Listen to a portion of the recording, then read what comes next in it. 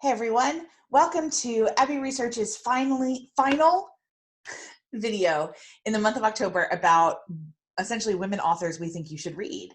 So Dr. Hinson already covered some Indigenous and Native authors as well as some Irish women. I got to chat to you last time about some Scandinavian women. And today I would like to talk to you about some women who identify as Asian in various conversations about that. So we've got two Chinese American authors I'd like to talk to you about, two authors who identify as Desi, but who have, one of whom is born in America, and I believe one of whom is born in India, and then a Japanese author who, as far as I know, has never been to America. And so one of the reasons we wanted to do this series is because art is so subjective, and storytelling is also so subjective in terms of what stories we choose to tell, how we choose to tell stories, what language we use to tell in our stories. And we think that part of being a really good leader and a really good inclusive organization is to understand not only the power of stories, but how incredibly different people around the world tell those stories. So that's one of the reasons. So of course, you know, folks who have been raised in the West or who interact with American and various Western canons, you know, are going to be different than folks who have never interacted with Western canon. But I just wanted to share 5 of my favorite, essentially, people who identify. The first 2 are romance authors, and that is probably not surprising to people who have been watching our videos or knowing us for a long time. Dr. Aaron and I are massive, massive fans of the romance genre. We believe in structured hope and happily ever afters that the romance genre provides. Also, just as an aside, romance is the absolutely most profitable genre of publishing.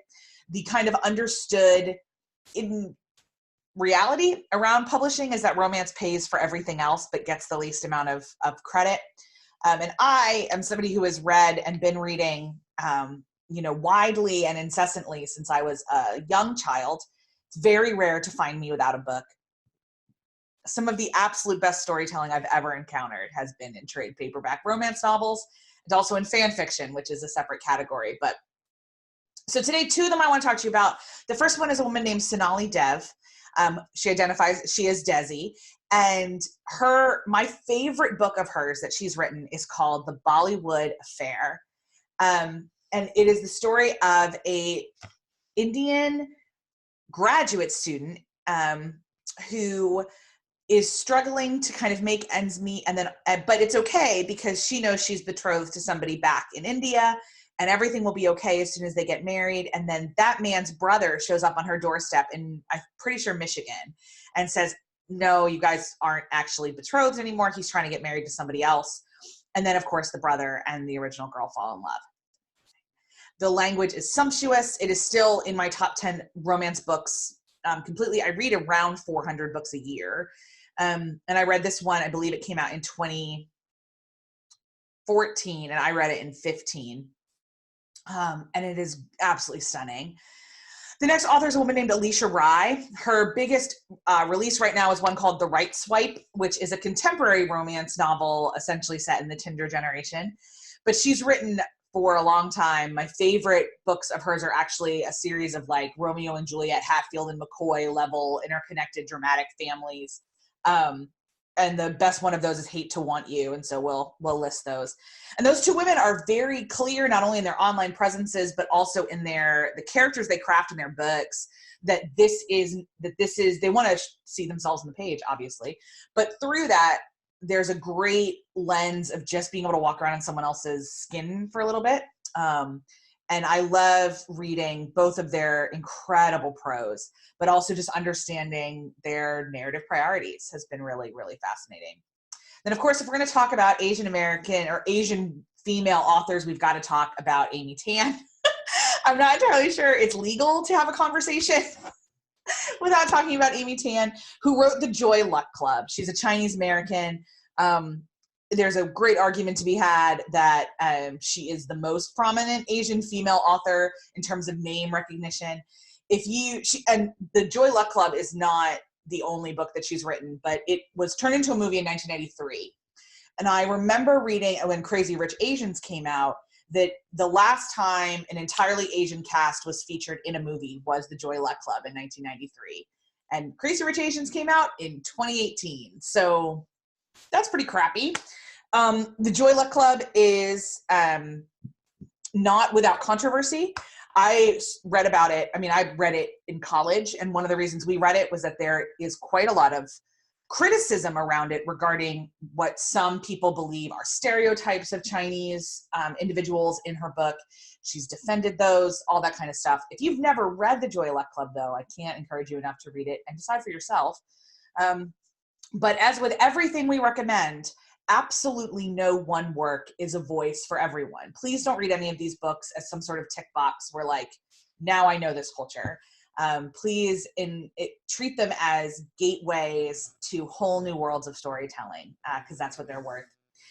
So then I have quite fallen for, and it's very hard to find translations of, I picked it up in a Japanese American, like English language Japanese bookstore when I was in Japan last year, which I respect the privilege that statement comes with.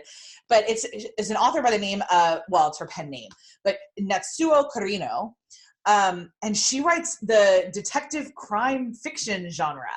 And I could not put it down. So we'll make sure to link it in the show notes. But it was unbelievably, I'm told that she's like a breakthrough talent is the word I keep reading. So I think I picked up her first book.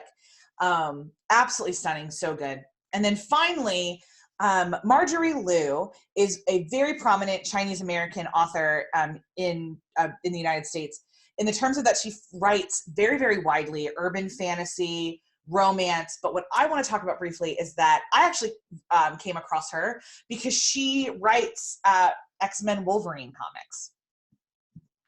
I don't read manga, which is a Japanese art form and like very similar to comics, but that the female artists in manga are somebody we could have an entirely other conversation about. But because of the prominence of comics in several Asian cultures, I didn't want to leave this conversation with you without highlighting at least one female comic book author that I have personally encountered. So Marjorie Liu wrote a whole series of Dark Wolverine that I really, really liked as I've gotten more into comics in the last 5 to 6 years.